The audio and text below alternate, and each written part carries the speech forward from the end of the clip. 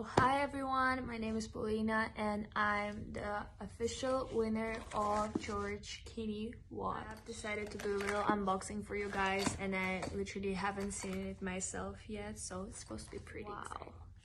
Like, the color is amazing. It looks even better than it looked in the pictures, to be honest. So inside we have the actual watch, we have an additional belt, and we have some screws to tighten it up as well.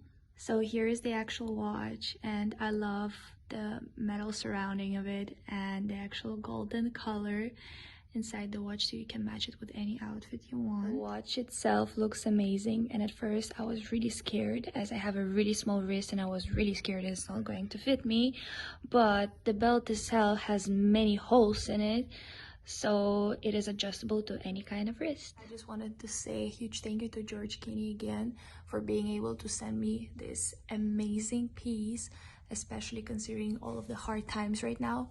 And make sure to follow George Kini on Instagram and participate in their new giveaway to be able to win a pair like this yourself.